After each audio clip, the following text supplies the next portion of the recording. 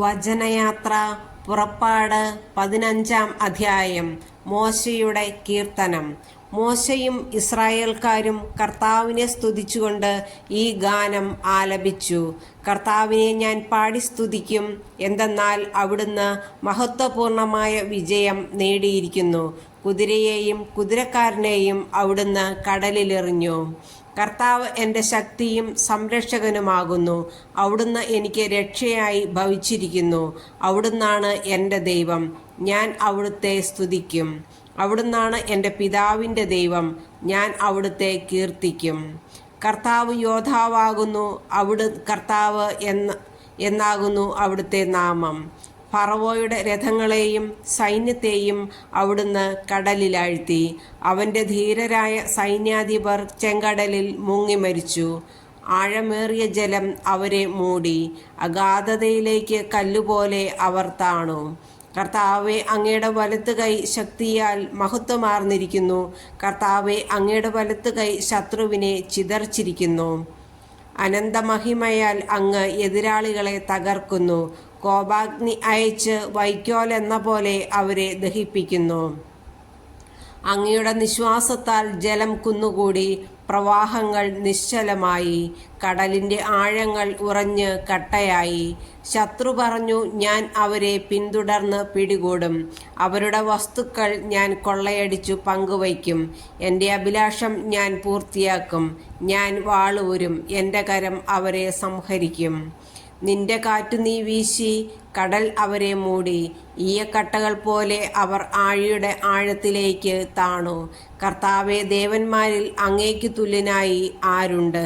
കർത്താവെ, വിശുദ്ധിയാൽ മഹത്വപൂർണനും ശക്തമായ പ്രവർത്തനങ്ങളിൽ ഭീതിതനും അത്ഭുതങ്ങൾ പ്രവർത്തിക്കുന്നവനുമായ അങ്ങേക്ക് തുല്യനായി ആരുണ്ട്?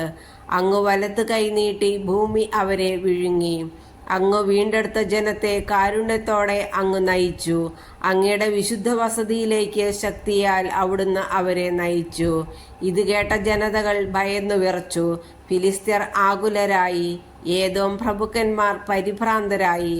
മോവാബിലെ പ്രബലന്മാർ കിടിലം കൊണ്ടു. കാനാൻ നിവാസികൾ മൃതപ്രായരായി. അങ്ങയുടെ ജനം കടന്നു പോകുന്നതുവരെ, കർത്താവെ, അങ്ങ് വീണ്ടെടുത്ത ജനം കടന്നു പോകുന്നതുവരെ ഭീതിയും പരിഭ്രാന്തിയും അവരെ കീഴ്പ്പെടുത്തുന്നു. അങ്ങയുടെ കരത്തിൻ്റെ ശക്തി അവരെ ശിലാതുല്യം നിശ്ചലരാക്കുന്നു. കർത്താവെ, അങ്ങ് അവരെ കൊണ്ടുവന്ന് അങ്ങയുടെ വിശുദ്ധ മലയിൽ അങ്ങേക്ക് വസിക്കാനായി ഒരുക്കിയിരിക്കുന്ന സ്ഥലത്ത് അങ്ങയുടെ കരങ്ങൾ സ്ഥാപിച്ച വിശുദ്ധ മന്ദിരത്തിൽ അവരെ നട്ടുപിടിപ്പിക്കും. കർത്താവ് എന്നേക്കും രാജാവായി ഭരിക്കും. ഫറവോയുടെ കുതിരകൾ തേരുകളോടും പടയാളികളോടും ഒന്നിച്ച് കടലിലേക്ക് ഇറങ്ങിച്ചെന്നപ്പോൾ കർത്താവ് കടൽ വെള്ളം അവരുടെ മേൽ തിരികെ പായിച്ചു. എന്നാൽ ഇസ്രായേൽ ജനം കടലിൻ്റെ നടുവെ വരണ്ട ഭൂമിയിലൂടെ കടന്നുപോയി. അപ്പോൾ പ്രവാചികയും അഹറോന്റെ സഹോദരിയുമായ മിരിയാം തപ്പ് കയ്യിലെടുത്തു. സ്ത്രീകളെല്ലാവരും തപ്പുകളെടുത്ത് നൃത്തം ചെയ്തുകൊണ്ട് അവളെ അനുഗമിച്ചു. മിരിയാം അവർക്ക് പാടിക്കൊടുത്തു, കർത്താവിനെ പാടി സ്തുതിക്കുവിൻ, എന്തെന്നാൽ അവിടുന്ന് മഹത്വപൂർണമായ വിജയം നേടിയിരിക്കുന്നു. കുതിരയെയും കുതിരക്കാരനെയും അവിടുന്ന് കടലിലെറിഞ്ഞു. മാറായിലെ ജലം. മോശ ഇസ്രായേൽക്കാരെ ചെങ്കടലിൽ നിന്ന് മുൻപോട്ട് നയിച്ചു. അവർ ഷൂർ മരുഭൂമിയിൽ പ്രവേശിച്ചു. മരുഭൂമിയിലൂടെ 3 ദിവസം യാത്ര ചെയ്തിട്ടും ഒരിടത്തും വെള്ളം കണ്ടെത്തിയില്ല. അവർ മാറ എന്ന സ്ഥലത്ത് വന്നു ചേർന്നു. അവിടുത്തെ വെള്ളം അവർക്ക് കുടിക്കാൻ കഴിഞ്ഞില്ല.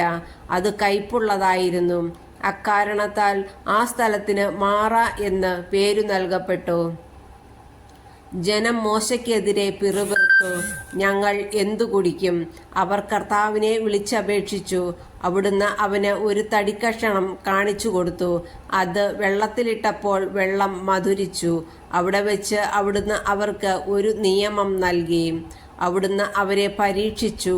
അവിടുന്ന് അരുളിച്ചെയ്തു, നീ നിന്റെ ദൈവമായ കർത്താവിൻ്റെ സ്വരം ശ്രദ്ധാപൂർവം ശ്രവിക്കുകയും അവിടുത്തെ ദൃഷ്ടിയിൽ ശരിയായത് പ്രവർത്തിക്കുകയും അവിടുത്തെ കൽപ്പനകൾ അനുസരിക്കുകയും ചട്ടങ്ങൾ പാലിക്കുകയും ചെയ്താൽ ഞാൻ ഈജിപ്തുകാരുടെ മേൽ വരുത്തിയ മഹാമാരികളിലൊന്നും നിന്റെ മേൽ വരുത്തുകയില്ല.